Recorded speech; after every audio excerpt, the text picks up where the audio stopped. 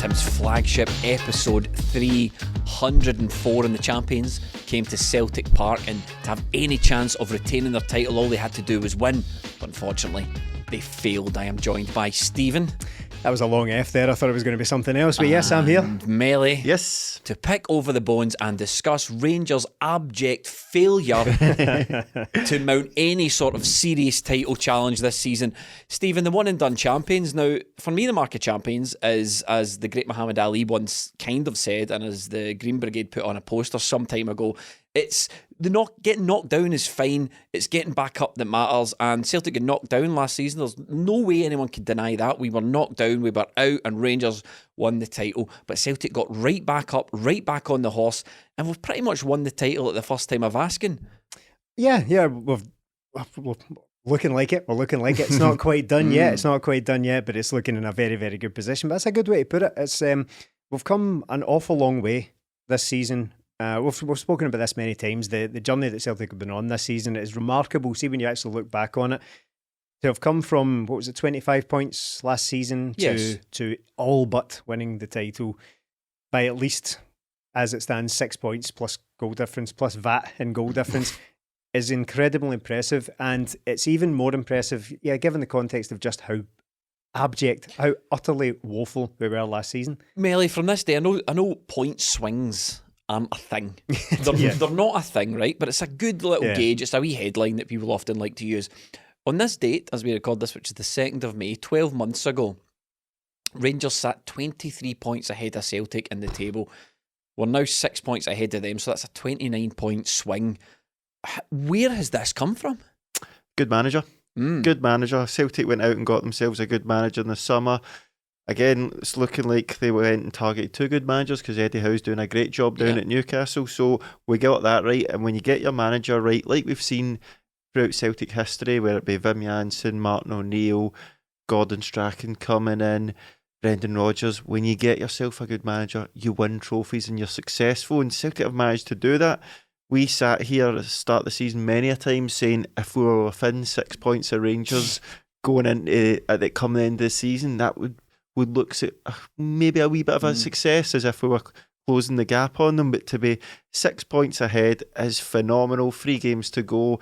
We now need to drop points in every game we've got left in the season. And look, see, yesterday after the game, a bit could have been better. That's for Rangers to win, by the way. We don't need to drop points in every game for the rest of the season. Just to get you listening. What we need to win the title is to drop points in every single game. And after the game, myself and a lot of people I spoke to, like, is it a missed opportunity for Celtic there? And look, maybe if we had went out and won it, it would have been brilliant. But it was a missed opportunity for Rangers. They had to win that game, and they didn't. They had a couple of chances towards the end, but I didn't ever feel like it was throwing the kitchen sink at it for Rangers. They did fling Connor Goldson up front, but for yesterday, it was quite strange because we went ahead and then let in a goal. You did probably take a draw before it because it all but seals the title, but just in the grand scheme of things, how far Celtic have come in like this season. And if you just include the league, we've played them 4 times, we've beat them twice and drew with them once. Like, they're a decent team. So for Celtic to come this far in such a short space of time is phenomenal, really. It's not often, Stephen, that there's a concurrent competition that goes on that lets you gauge how good a team is, because quite a lot of the time what you hear is, well, it wasn't a very good Rangers team. Oh, Rangers were this. Oh, Rangers were that. That's why Celtic won the league. Now, Rangers won the league last year. COVID and all that sort of stuff. So there's kind of a bit of a mitigating circumstance in there. But this season, Celtic are up against a Rangers team that in the semi-finals of the Europa League. They're up against a Rangers team that won the league at a canter last year. They're up against a Rangers team that many pundits, many guys in the press backed to win this league. Rangers fans all thought they were going to win the league. When it became apparent Rangers weren't going to win the league, obviously the excuses started filtering through. But this is a strong, very strong Rangers team, as evidenced by other competitions that they're in. Yeah, I think it would be pretty churlish of us to deny that. Now, to be absolutely clear here, we're not saying this to bum Rangers up. We're not fans of doing that on here, but it really puts Celtic's achievements into perspective doing this, because to me, just simply dismissing this as, but Rangers are crap, we should be absolutely pumping them every single time. But I think that does down the level of achievement that it's taken to get to Celtic back to this level. The game itself, I didn't really know how to react to it. Now, we recorded our post-match stuff immediately after the game, put it out on patreon.com/20minute Tims. And I didn't really know how to react to it. I felt the game itself was a little bit deflating. Now, that was purely because in the build-up to the game, I had spent all week convinced Celtic were going to win and win comfortably. Now, that was just me doing that to myself. I had the usual wobble where I think, it's going to be difficult, but I couldn't envisage anything other than a Celtic win. And to come away with the draw that still all but guarantees the league, right? And it's right there. It's right there. Just go and get it, Celtic. But to come away with the draw, I thought, it feels weird. It feels kind of strange. We've basically done enough there, but I wanted... Always with a league win, you want the big blow that lands, that delivers it. You know what I mean? You want to go out and with a big win. And as much as we'd kind of did enough in that draw, under a bit of pressure in the second half, I didn't really know how to react to it. It was only today that I got up to that and thought, do you know what? That was still a good achievement. I hate to be one of these like I told you so, but I did say in the pre-match on Patreon, I thought it would be a draw. I just had a feeling that it was going to be a draw. I thought it'd be a very, very, very tight game. And Rangers needed to win that game and they didn't. And I think that's what Joe Hart said in his post-match. We were at the post-match press conference. We got invited to do it, and that audio's available on Patreon as well. And that's the fact of the matter. This is just a very, very strong Celtic team. And Melly said it, you get your manager right at the beginning of the season and things start to fall into place. And I think there's a lot of questions being answered about managers, about players, about things happening. Because when you look back, a lot of these players have performed in big games for us, and we'll talk about the game in a minute. Joe Hart's won. You know, Greg Taylor's won, the managers won. All these people at different points of their arrival had questions hanging over them. And just week after week, month after month, those questions are just getting batted aside. Ange Postecoglou's just won Manager of the Year, which was unthinkable when he walked in. No one was tipping him for Manager of the Year the first couple of months. Yeah, it's strange because we kind of thought at the start of the season, look, Ange Postecoglou, when you find out who he is and what he's done and have a look into him and go, do you know what, this could be something special if Celtic managed to close the gap and then go on and win in the second season. But to come in, get that start we got, losing the first 3 away games, and then to go from there, that's the last time we lost domestically in the league. That's incredible. That's September, and Celtic have just went on this run. But yeah, you can't forget within that run, the amount of things that happened to Celtic, injuries and COVID getting us in one of the St Johnstone games towards the end of the year, and just thinking Celtic have just managed to go, no excuses here. We've not got the players right now, but we're not going. Ange Postecoglou keeps saying, I didn't give the players that excuse. Everybody here's good enough to be here. And Celtic just went out and were just quietly winning games up to the start of this year, and then we just started blowing teams away when we got some players in. So it's incredible to think all the hardship we've went through this year, and now we're sitting on the cusp of winning the league with games to spare. And I think that game yesterday, it was, Stephen, more or less a title decider. It was Rangers' last chance to get back into the title race in some way, shape or form, put pressure on us.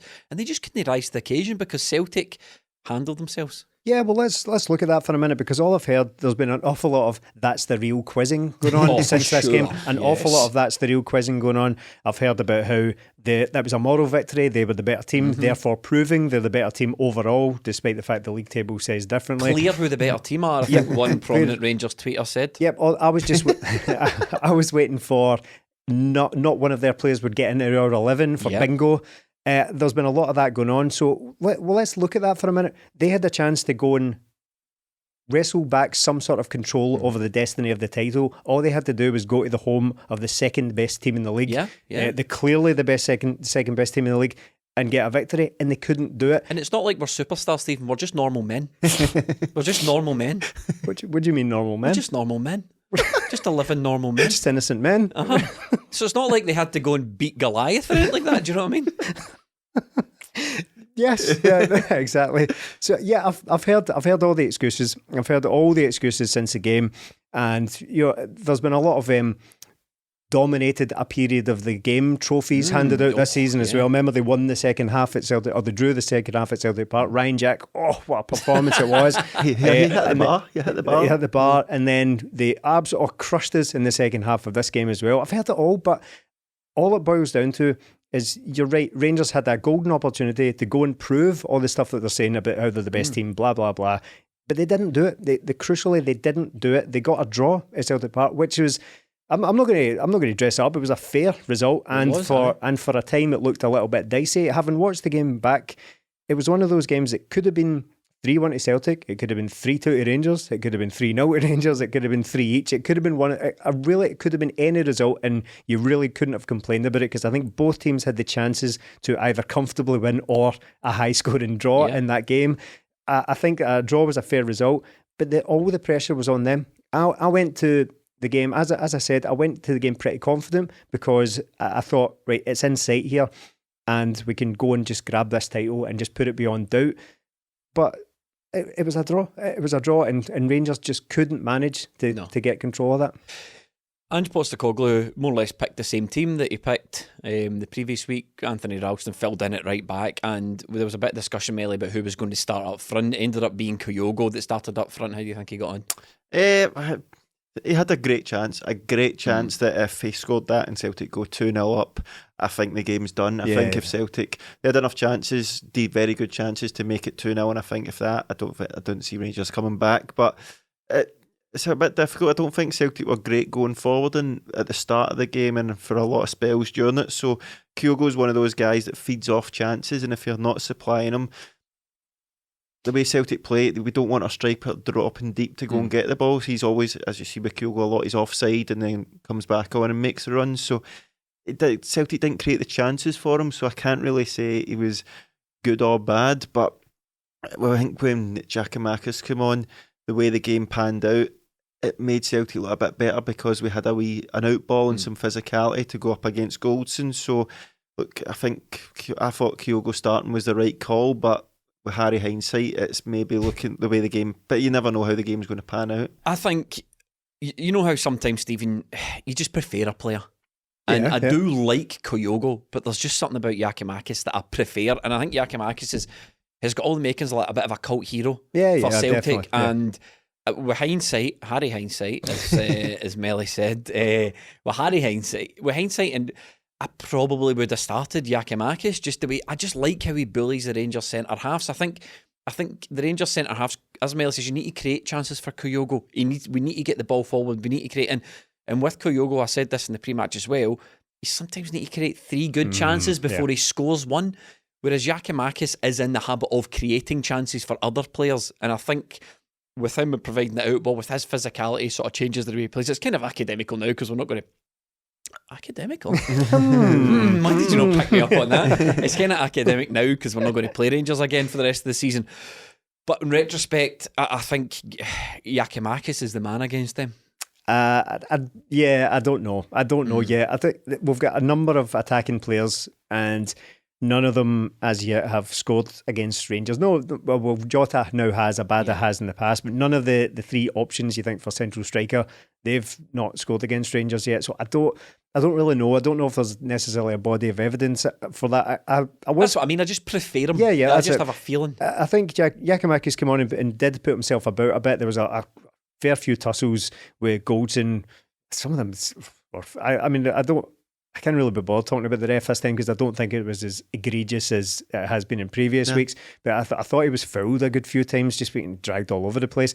One thing that was annoying me about Giakoumakis, though, was that he was going down a lot, and that's fine. I don't mind a bit of the kind of Chris Sutton thing. You back into players and go down and win fouls. But see, when it's abundantly clear that you're not getting that foul, you need to get back up and get on with it. Honestly, see this staying down and throwing your hands in the air and rolling about and all that, it's not going to get us anywhere in a game that's as intense as that. We can't afford to have somebody lying on the deck protesting against a foul that wasn't given for 10 seconds while Rangers are on the attack. So that was kind of irritating me towards the end. But I just don't know. I'm no further forward with what we spoke about last week. I could see the pros and the cons for starting either one of them. I don't know if, having seen the game, I'm any further forward on that decision as to what I would do with the next game, to be quite frank. I think they both have their huge merits in this Celtic team, and they've both probably got a part to play in the last couple of games we've got. It's a strange one, because Giakoumakis, he puts himself about and gives us that physicality, and Celtic needed that in the second half a bit, but we needed it because we weren't getting the ball into the final third the usual way we do, by passing through Rangers and breaking through the lines. But with Giakoumakis, I can't really remember a clear-cut chance he's had against Rangers, but with Kyogo, he had that one chance. So I think Kyogo's more likely to score against them, but Giakoumakis is maybe a better option to have up there. That's kind of what I mean.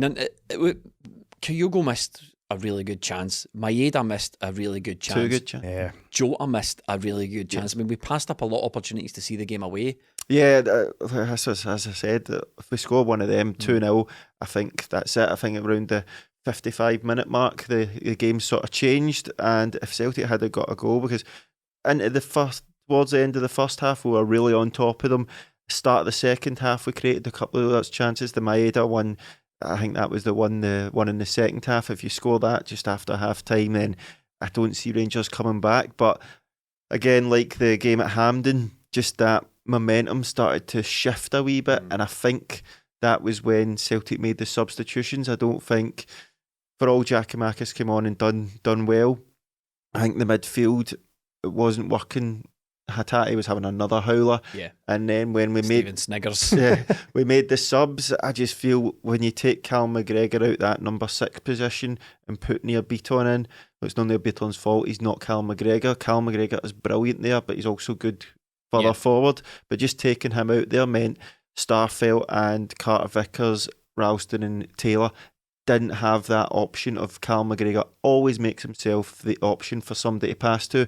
He's so quick when find himself in space, whereas Near Beaton's a bit more ponderous. He can't get about as much as McGregor. We didn't have that ball into him, who then plays it into the players we want on the ball. So once we took him out to number 6, I think Rangers midfield sort of took over a bit, and they were able to play those quick passes around us and get in on us, and I just don't think Beaton could cover the ground. Beaton and Rogic, good players on their day, but again, I don't like them in the same midfield, especially in a big game like this where Rangers midfield, you seen Lundstrom just absolutely wee-guyed Hatate every time he had the ball. So it wasn't just on the Lundstrom thing, because I was waiting to bring it up and I didn't want you to drift too far away from Hatate, because I know Steve wants to talk about him as well. It wasn't even that he wee-guyed him as in he had to push him off the ball. See the amount of time, Stephen, that Hatate was just caught waiting on the ball in a Glasgow Derby with the title, and you're just waiting on the ball coming to you. You can't do that in a game of 5-a-sides. Now, Hatate's obviously tired. He's exhausted. Yeah, we've heard the story, and it's pretty clear and pretty evident what Ange is doing. He's like, look, this is what happens when you play for Celtic, so either sink or swim. Every week, back in. You need to play through this, because this is what it's going to take. I'm not having the tired thing either. No, I mean, whether he's tired or not, I don't think even Ange is having it. You know, Hatate can say what he wants in the press, but it's pretty obvious, and Ange touched on it in the post-match yesterday, that like this is what playing for a big club is all about. You're in every week. If you're tired, if you're upset, if you're struggling with the pace of it, if you're struggling with the emotional toll that all these high-pressure games are taking, then that's what playing for Celtic is, and that's obviously what he's trying to do with Hatate. Yeah, I don't want to pile in on Hatate, right? Because we've had these discussions a number of times now. He's just a normal man, He's just that. What do you mean, normal man? He's just a normal man. He is just a normal man, and he has to see if he says he's emotionally exhausted. That has to be taken seriously, right? It's we're all a lot more understanding. If somebody had said that in the 90s, we would have laughed at them. You know, that kind of Stan Collymore thing used to. He said he was struggling mentally and all that, and everybody was like, "This is ridiculous, the most ridiculous thing I've ever said." So when a player that comes out and says that he's like kind of struggling emotionally and mentally and all that, and just physically exhausted, that has to be taken seriously. But I don't really see how that relates to how I'm supposed to analyse his performance, because he keeps getting picked, and it's not my problem really to deal with that. I need to watch Celtic as they're picked and as they perform on the day. And yeah, he might be absolutely exhausted, but as Melly said after the game to me, he's like, look, we're only playing one game a week just now, right? So what's happening in the build-up? And people can say the first half performance as well. It's not as if it's into the last couple of minutes. And people keep saying like he played a whole season in Japan, but again, is this cumulative exhaustion from games that were played in November? How does that work? I honestly don't. As you say, he keeps getting picked, and I don't really think it's anything to do with that. I think Hatate's there's a few excuses to excuse Hatate's performances as of late, and this is one of them. But I think ultimately, Ange has got a commitment, doesn't he? Ange's a bit of an ideologue. When things that aren't working out, he still sticks with it. We've seen that at the early season. We saw that with inverted fullbacks when Tony Ralston was struggling to get a chance with it. We saw that with the playing out for the back against this Rangers game. Even we're under mega pressure, the ball's still coming short. Ange has got his ideas and he's got his way to play, and Hatate is obviously key to that. And he's like, look, there's no quarter given here. You're going to find out whether or not you can sink or swim. And I just think that's what it comes down to. And I think Hatate needs to just quickly get on board with it, because I don't see that. How many games have we got left? 3? Yeah. He's going to play all 3 games, obviously, isn't he? Ange's not going to take him out of the firing line. Yeah. The way Celtic are as well, I've heard all season about the injuries and all that, and they've got the zone 7 in now. So if anyone was flagging up for Hatate, he wouldn't start these games. Yeah. He wouldn't start these games, especially when Celtic have got Beaton, Rogic, McCarthy, Ideguchi, all on the bench yesterday. So it's not as if we're starved of options. He obviously thinks Hatate's the better player out of them, or he was for that game. And we've seen him have good games against Rangers this year. But tiredness can come into it at some point, but not 10-15 minutes into the game when you've made one successful pass, where you're waiting on the ball, where you're being brushed aside, where nothing's really going right for you. I said to Stephen yesterday, there was one point in the second half where I think somebody took a throw in and he just tapped it back to him. I was like, yes, build your confidence up. I'm like, this is Celtic against Rangers, and I'm telling some guy to get a touch of the ball to build his confidence up. It shouldn't have to be like that, because we can see he's had good performances, but it's been quite a number of games since he has had a very good game for Celtic, and these are the games where you're judged. These are the games where you're judged, and Ibrox today, the semi-final, I think he's been subbed in them all. So how long can it go on before? I think Celtic, they've not quite got that balance in midfield right. I thought it was quite very harsh to take off O'Reilly. I thought Wiley wasn't doing brilliant. I thought he was picking up good spaces and his energy about the pitch. And when that went off, and for all Hatate wasn't doing the basics right, he does get about the pitch. When we took that off and it was Beaton and Rogic, I thought, it's just a bit stale in there. Callum McGregor was terrific, though. Yeah, and it again, Player of the Year, Callum McGregor. Let's give him his proper title. Entirely deserved, and what a season it's been from. And his performance yesterday, there was a few grumbles run about us where we said, "Oh, Callum, you've not done anything today," and I'm not sure about that. But you see it so clearly when he's not in that position, and it is near Beaton. Again, I don't want to make this a scapegoating exercise where we just pile into the same players that we've had a lack of trust in all season. But you really do see the loss of control in that midfield when Callum McGregor comes out of that position. We just don't have anything to replace. We've got loads of players who ostensibly on paper can play that position. We've got McCarthy, Ideguchi, Beaton and all that, but nobody who can give you the level of control and dynamism and leadership. There is that as well, because look, and sorry, I don't mean the intangible leadership that people talk about with Joe Hart. I mean leadership on the pitch. I mean when things are going wrong, Callum McGregor's always first to give me the ball. He'll get himself into tight situations. He'll come short. He'll help a teammate out. He's always looking for the ball off them. And that's something.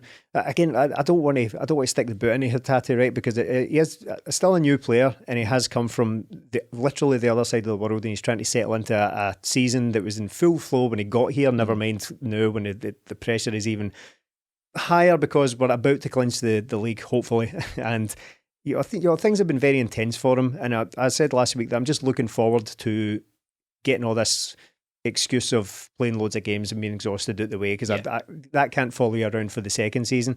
But the difference there is that the amount of trust that I have in Callum McGregor to deliver a performance is completely different. I've said that I don't trust Hatate. That was a thing I said in the previous or a previous derby, and I want to qualify that by saying that it's not that I don't rate him. It's just that he's a bit of a wild card, isn't he? Yeah, there's now a demonstrable pattern there with the performances he puts in. They're always the same. Hatate. That's how he plays now. He comes in and he looks for weeks now like he's playing a totally different game to everyone else. He's just a half a second off everyone else. Someone will pass to him in midfield and it'll break off him. There was a couple of breakaways that were on yesterday and he was just closed down. Lundstrom was just quicker and more aggressive than him most times.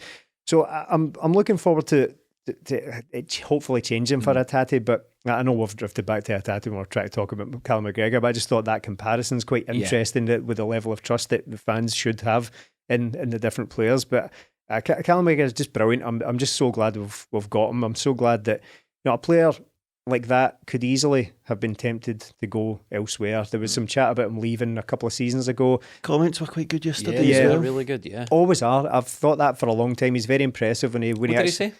He said that Just for the listeners' benefit. he took it personally last season, and he said I could have taken the easy option and left, but I chose to stay because it hit his pride last year, so he wanted to win the trophy, bring the trophy back for Celtic. as Michael captain. Jordan in it. Remember anyone's seen The Last Dance? Michael Jordan said that about 6 times throughout the course of that documentary. So Callum McGregor's taking his inspiration from the greatest. Not bad, but he's just a brilliant player. Thoroughly deserved his award as well. I've been Awards. Awards. Yeah, I've been banging the drum for Cameron Carter-Vickers for a long time. He might still get the 20-minute Tim's Player of the Year. he might do, but I could The not. big one. Could not. Yeah, exactly. The real quiz. But I couldn't possibly grumble with Callum McGregor winning it, and he's been due one. I think it's been about to be Callum McGregor's time for a few seasons now. It didn't happen for him last year, of course, for obvious reasons, but I absolutely deserves it this year. Jota's goal, Melly, almost a carbon copy, although very similar to the goal that Abada scored against Rangers. Yeah, Barisic just having a nightmare again, wasn't it? There was a couple of times he let his man in, and it was the first time Celtic really got at Rangers and found space, and that was because we moved the ball quickly. Greg Taylor moves it into Maeda, who picked up great space, and Taylor had picked up a really good position, and so a good bit of dribbling. Well, we dribble from Maeda and a great ball across, and it's kind of similar to the one that Kent had, the early chance early on.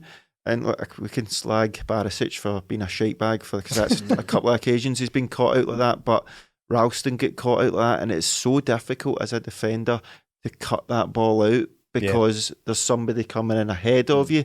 We've seen that with Ralston, so it is very difficult to defend, and just the way Maeda put it in there, Alan McGregor, he's not going to come for that, and if you put it in that gap between him and the defenders, you've always got a chance against Rangers. And once we got that goal, that was like, right, we've not played great so far, but we're in the lead, let's now push on. But again, with Celtic in these type of games, didn't they quite do that? It's because Rangers are I think it's honestly, without bombing them up to it, I think it's because Rangers are a difficult side to beat, as proven in the Europa League. I know we pumped them 3-0 at Celtic Park, and that was a great result, and you get results like that, but I think each team, 1-1 yesterday was probably a fair result given the performances of each team. Yeah, I think, see that 3-0 game, look, it was brilliant, one of the best games I've ever been to, one of the best atmospheres, but Rangers just collapsed in that first half. So I think if Celtic had maybe won that game 1 or 2-0, it might have not coloured the expectations for the next 3 Glasgow derbies, as it is now called. Yeah. Got that there. So I think just that when we beat them that time, it's sort of changed the expectations of a lot of people, totally myself included. But Rangers are a well-drilled team. Watching them again, that is 5 times, 3 or 4 times I've seen them in the flesh this season. They're not a good footballing team. No. They are terrible to watch. I'm still not quite sure what Van Bronckhorst's sort of style is. He seems to be a sort of horses for courses manager, and he'll change things. He switched up to a back 3, a back 5 even against Leipzig. But Rangers are better at sitting in and containing than Celtic. Celtic have got a better defence than them. But look, they're in a semi-final. They managed to effectively play well against Celtic. Not play well, but they're effective. Towards the latter end of the second half, especially Rangers probably played the better football against us. Yeah, they seem to, so many times, Al McGregor, Goldson or Barisic, it's that switch out to Tavernier on the right-hand side up against Greg Taylor and go from there. I'm like, is that your tactic we were talking about? Well, to be fair to them, they did end up with Connor Goldson up front towards the end of the game. You can imagine the tactics being put together. It's Jimmy Bell, the analyst, on his laptop, like Googling Greg Taylor, Greg Taylor height. Gio, what's 1.64 metres? I don't know, about 5'6". Right, there's your tactics. Just punt it down on top of him for the whole game. That was their tactic. We are taking the piss, but that was Rangers' tactic from the first minute, just shelling it on top of Greg Taylor. That's what you pay for your tactical analyst for. Just punt it towards the smallest guy in the pitch. Greg Taylor must have thought, no one of these again, man. God, I'm in for a shift here.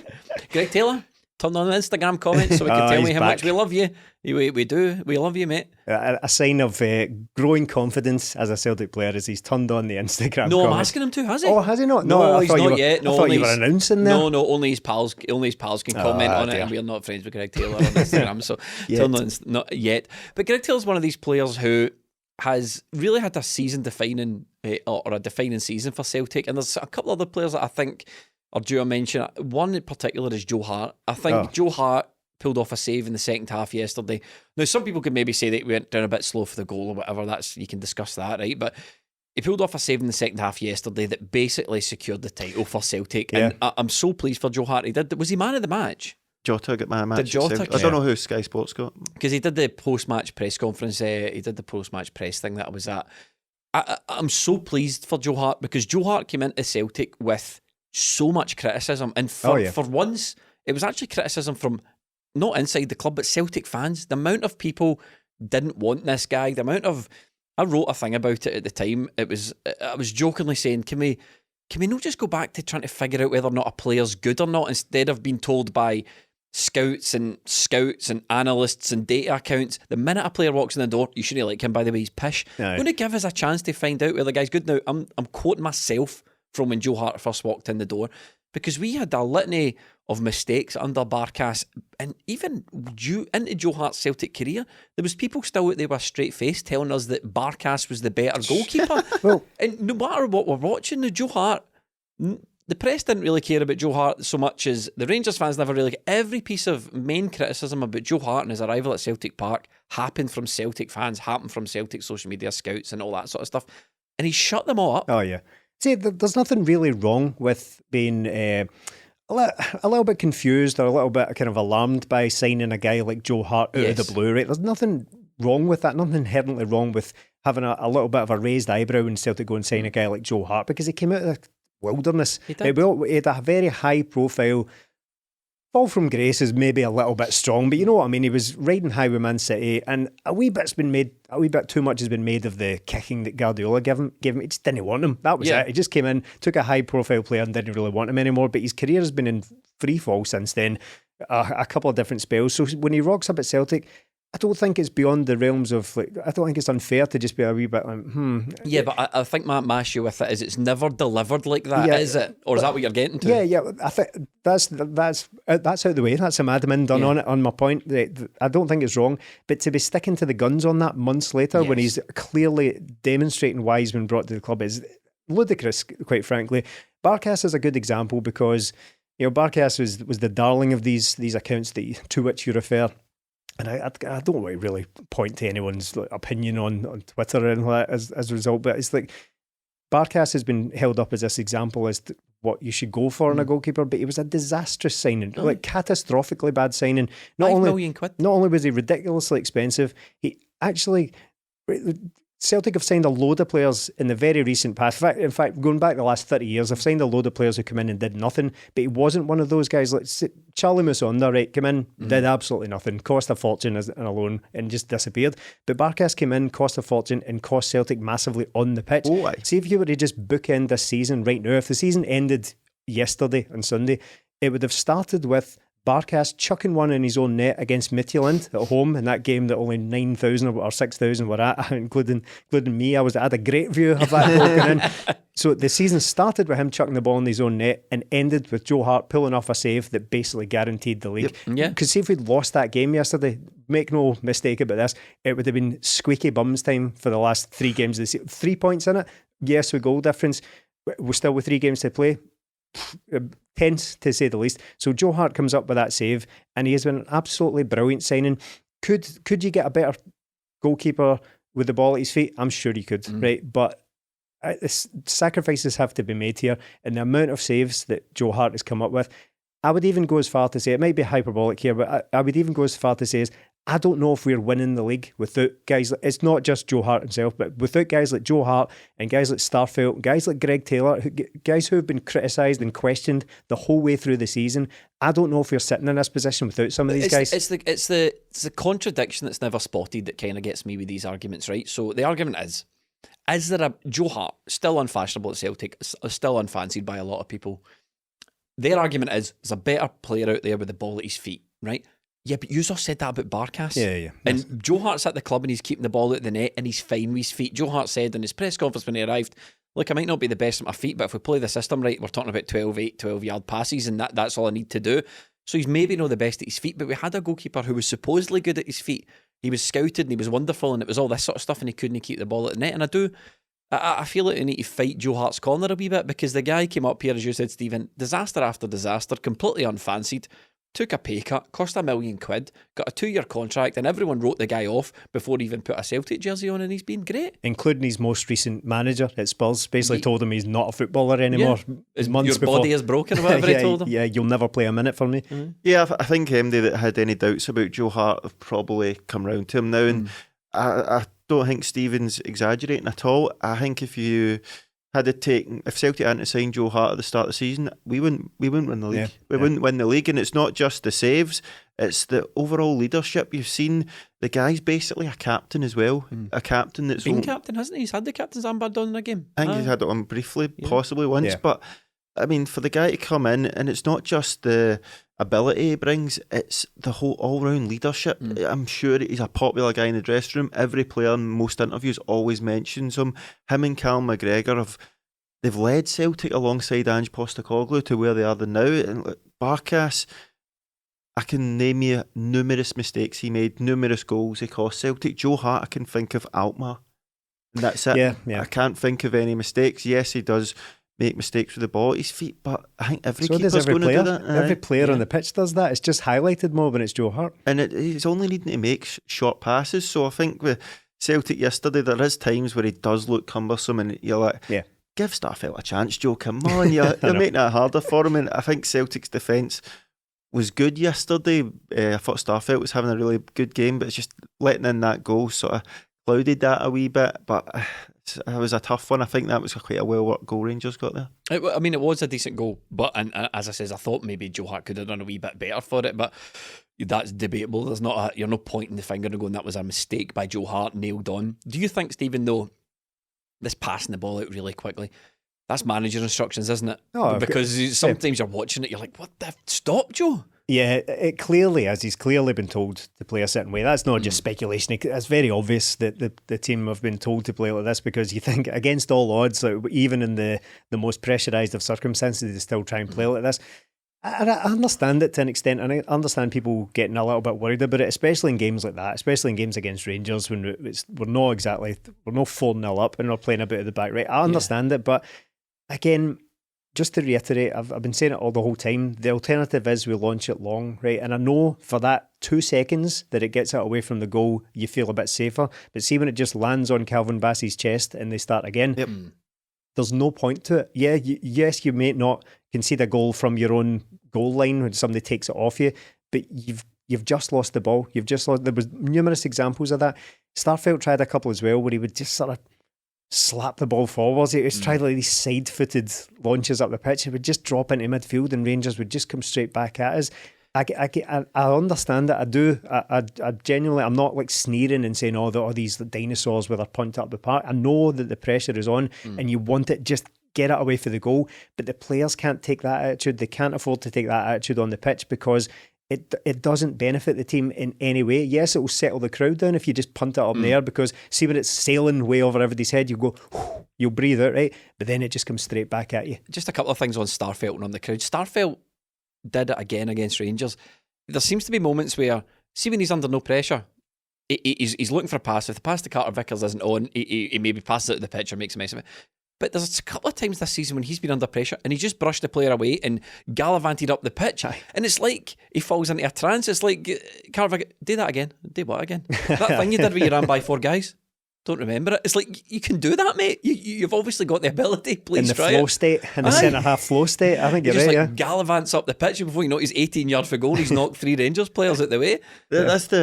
It's again something you sort of need to take that with Starfelt, don't you? Because I thought defensively he was brilliant yesterday. Yeah. Clearances, headers. He made one mistake, didn't he, and recovered brilliantly for him. I can't remember, was it against? I can't remember who it was against, actually. But that's it with him. He's a brilliant defender, but on the ball he is ponderous. But what Rangers do is they leave him on the ball. Yeah.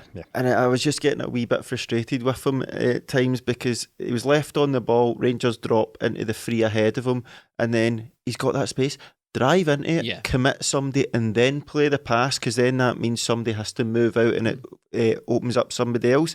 But he just didn't do it. He done it once and he powered through because Rangers weren't closing him down. So I felt Celtic, if we're going to play out from the back, it's simple to say, but we have to do it better, and that means players need to be willing. It's not just Starfelt that has to do it better, because there's 10 players on the pitch that potentially he could pass to, but sometimes there wasn't the options, and that's why Rogic, Beaton, it's too ponderous in there for me. We need the guys quickly moving about. Like Greg Taylor, I think he picked up really good positions trying to find space. Ralston's not as good as Juranovic, but when McGregor, he's fine, but some of the other players just weren't getting into the positions for guys like Starfelt to move, and that's when Celtic are their best. Play it forward quickly and get on the move, and the longer the game went on, the less we done of that. The more punts we done up, as Stephen said, it was coming back, and that's playing into Rangers' hands because they are a physical team. They are bigger than us, and they can get the ball, move it into positions. Like the advance for Sakala, 2 chances Sakala had apart from his goals are balls in behind the team because we'd lost the ball. They pick up and play it through quickly. Celtic sort of let the game, took it down to Rangers level, and that's exactly what they wanted. That's what happened in the League Cup semi-final, and Celtic need to be better. Summer is here, the sun is shining, the shirts are off and your balls are smooth. You heard that right, your friends at Manscaped are here to make sure your beach balls are as smooth as Floridian sand. In summer you want to kill some cold beers and barbecues, not kill the vibes with pubes peeking out from underneath your swimming trunks. That's why Manscaped has a Performance Package 4.0 to keep the party in your pants looking crisp and refreshing all summer long. Dive headfirst into summer by joining the 4 million men worldwide who trust Manscaped, and get ready for hot guy summer by going to manscaped.com/Tims for 20% off and free shipping. The Manscaped Performance Package 4.0 has everything you need to prepare that summer body. Inside this package you'll find a Lawnmower 4.0 trimmer, Weed Whacker ear and nose hair trimmer, Crop Preserver ball deodorant, Performance boxer briefs, and a travel bag to hold all your goodies. Stephen, what else could you possibly want? Well, you could explain exactly what that product is. The Lawnmower 4.0, that's just a ball sack trimmer. That's exactly what it is. From your podcast mates. And yeah, crack on. There's no other way to put it, Stephen. That's exactly what it is. It's just a ball sack trimmer from your podcast mates. And if you go to manscaped.com/Tims, you get 20% off with free shipping. This is the summer to turn your package into the full package with Manscaped. Just on the crowd, Stephen, I felt when I said at the cup final on the podcast, I said when Rangers scored, I felt that the crowd got a bit spooked, they went a bit quiet and all that. I felt the same thing happened again in that game. Did you feel it? I think even I thought at half time, I thought it came out for the second half with a noticeable dip in the overall and kind of fiery atmosphere. I even noticed it, sorry to talk over you, sorry, but just I even thought rather the Green Brigade they weren't pushing out as many hits per minute. Aye, I know what you mean. The second half just felt a wee bit more subdued. Maybe that was just my perception, but I thought that the first half was so loud, so intense for the crowd. It was almost like because they'd scored, I thought like, well, it's kind of done here. It's kind of job done. I didn't really see. I just went to the game thinking nothing other than a Celtic victory, but I thought there was a noticeable dip when we came out for the second half in the overall crowd atmosphere. And I'd never really bought into the idea that affects the players all that much on the pitch, but maybe it'll fit in. I feel like it does. I feel like maybe this sort of, there's a lull. I don't know. I know you've said before that the players can have to give the fans something to feed off. It's like vice versa. But again, I felt that lull came back into the game. Yeah, it's quite a difficult one because I think this season, from my point of view anyway, I just want this League won. But you're not quite enjoying it until it's won, if you know what I mean. You're just like, we need to get this over the line because in previous times, we've been quite far ahead when we've won the league, so we've not had this sort of tense race. And I think there's so much riding on this season because there's so much money, a big pot of gold at the end of it for the Champions League money, that everybody's just desperate to win this, that just want it over the line, and then maybe it just releases all that pressure. Because when we've seen Celtic's good performances in pretty much every game you're going to, Celtic have been under pressure to win the game, and that comes from the crowd as well, because we're only 6 points behind them, and then if we beat them, we can go top of the league, and then as soon as you get top of the league, we need to stay ahead, we need to win this, and then beat them at Ibrox, 6 points. And then when it gets to yesterday, you're just sort of we'll just beat them, and then that's basically it. Yeah. And then when it doesn't come, it is nerve-wracking. It is nerve-wracking because one of those chances goes in for Rangers, and you're like, how have we ended up losing this game? We probably don't deserve to win it, could argue, but we probably don't deserve to lose it. And you can get spooked because it's on a knife edge. Like, that's 6 points and it's sealed. If that had went to 3 points, and you're like, oh no. Yeah, that's what I mean. So it's the margins are so fine and the teams are so close that you're going, look, even if Celtic play pretty well, we could still end up losing this. Whereas Celtic were turning up in the last 5 years and battering Rangers 4-5. Look, numerous times in the season we scored 5 goals against them, and we sort of got away from that. It's become closer. Now we're looking at it going, this is a tight title race, and if Celtic can get this over the line, it will be miraculous. But you need to get it over the line just for that release of pressure, because I think the game after we win the league will be unbelievable. Everybody will be in full party mode. We're just getting that champagne just on ice. Nice. We've got Rylan waiting there. We're waiting on him. Rylan, you need to come to Celtic Park And get This him is in. an official invite to Ryland. Come to Celtic Park. Guests of 20 Minute Tims for the title party. Get one of the cars to drive you.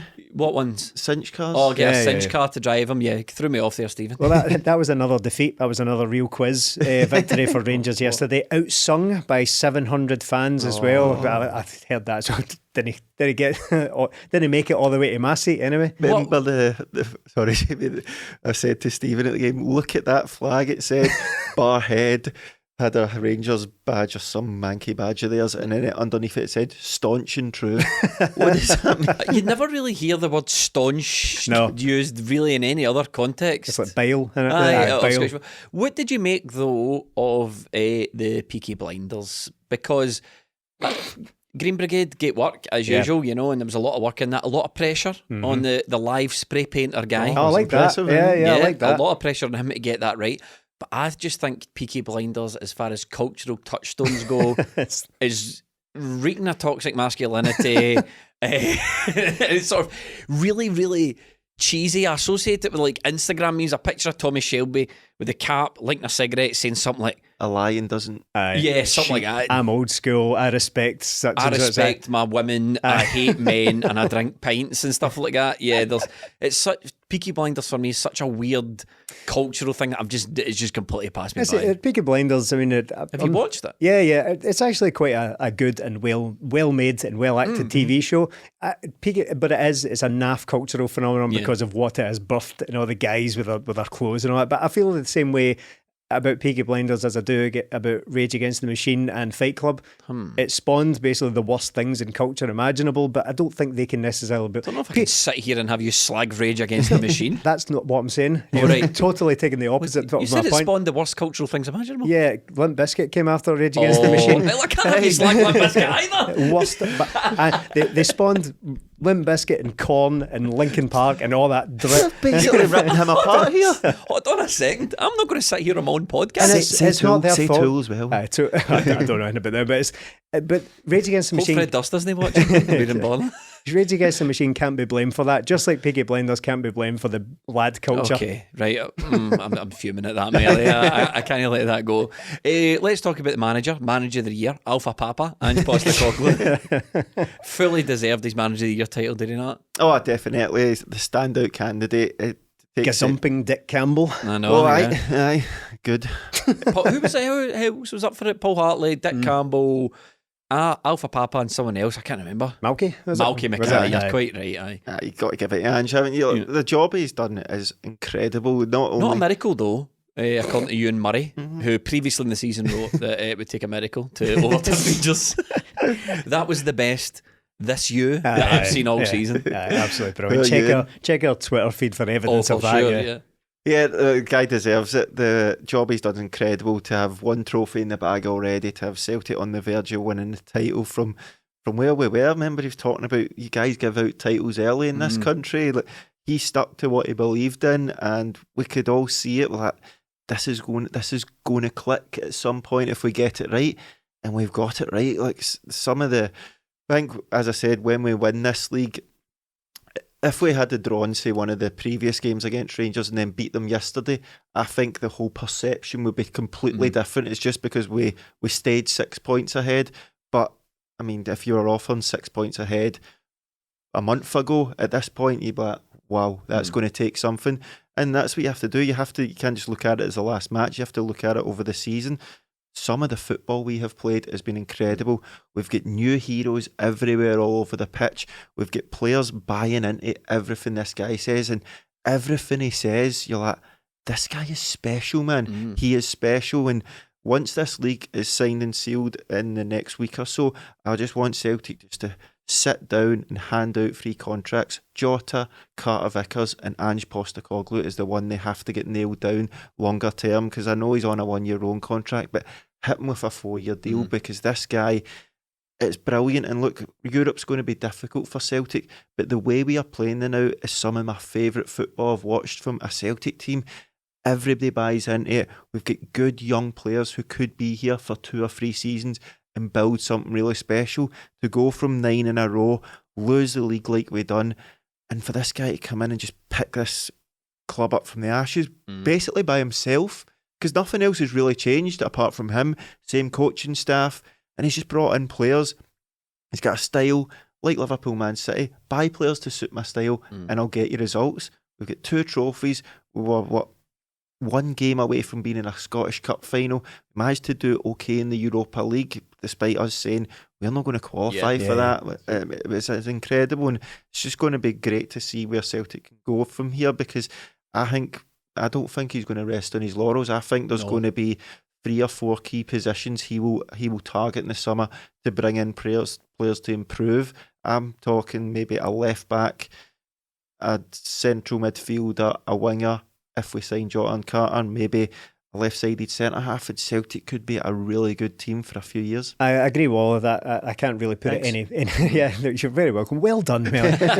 I can't really improve on that much, but I can put a little bow on it by saying that I've always been one that I believe that the manager of the year shouldn't just automatically be the league winner, because I don't think that tells the whole story. I think you can win a league in a country, just any country, without necessarily having outperformed your task set, right? I can't really think, because it's always like a toss up between like Klopp and Pep Guardiola in England. Just depends who won it. But you've got managers there.